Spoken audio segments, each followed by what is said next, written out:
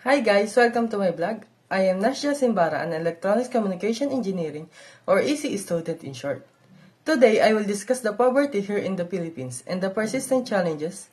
Poverty is one of the most pressing social and economic issues in the Philippines, affecting millions of Filipinos despite the country's abundant natural resources and growing economy. Over the years, poverty has remained a persistent challenge, influenced by factors such as income inequality, inadequate access to education, rapid population growth, and poor governance. Addressing poverty requires a comprehensive understanding of its causes, its effects on Filipino society, and the action needed to combat it. And what is the causes of poverty in the Philippines? One of the primary causes of poverty in the Philippines is the unequal distribution of wealth and resources. Despite significant economic growth in recent years, wealth remains concentrated in the hands of a few elite families. This inequality prevents a large portion of the population from benefiting from economic, leaving many in low-income, subsistence-level jobs. The lack of inclusive growth has kept poverty rate high, particularly in rural areas wherein agriculture remains in the main source of livelihood. Another major factor contributing to poverty is inadequate access to quality education. Many children, especially in rural and remote areas, are unable to complete basic education due to financial constraints or the need to help their families earn a living. This lack of education limits their opportunities for better paying jobs, perpetuating the cycle of poverty. Rapid population growth also exacerbates poverty in the Philippines, with one of the highest population growth rates in Southeast Asia. The country's resources are stretched thin, making it difficult for the government to provide adequate services such as healthcare, housing, and education. This overpopulation problem is particularly evident in urban areas where informal settlements and slums have proliferated. Corruption and poor governance further compound the problem of poverty. Mismanagement of funds and resources intended for poverty alleviation program often prevents their initiative from reaching the intended beneficiaries.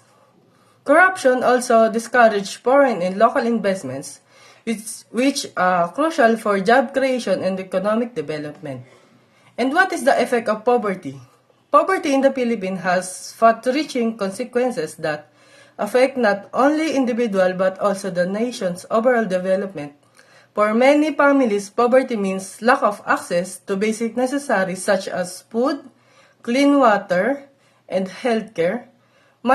Malnutrition is a common issue, particularly among children, leading to stunt growth and another health problem that hinder their development and productivity. Poverty also limits access to education, creating a vicious cycle where undocumented individuals struggle to find stable, well-paying jobs.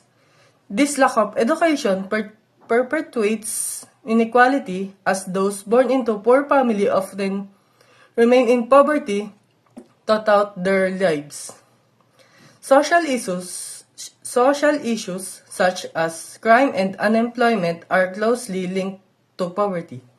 High poverty rate often leads to increased criminal activities as individuals resort to death on another illegal means to survive. Additionally, poverty fuels social unrest and inequality, undermining the country's efforts to achieve sustainable developments. And what is the effort to address poverty? The Philippines government has implemented various programs to reduce poverty, such as the Pantawid Pamilya Pilipino program, 4Ps in short, a conditional cash transfer program aimed at improve health, nutrition, and education among the poorest household. While this program has helped alleviate poverty for some, it a long-term effective has been questioned due to defense issues and the lack of sustainable livelihood opportunities. Non-governmental organization or NGO and international institutions have also played a significant role in poverty reduction. Initiatives focusing on microfinance or community development and education have empowered many marginalized community to improve their living conditions. However, this effort needs to be scaled up and complemented by systematic reforms. To effectively address poverty in the Philippines, the government must adopt a multifaceted approach that tackles its root causes. Policies should focus on promoting inclusive economic growth, reducing income inequality, and ensuring equitable access to education and healthcare. Investment in infrastructure and rural development is also crucial to create more opportunities for those in impoverished areas.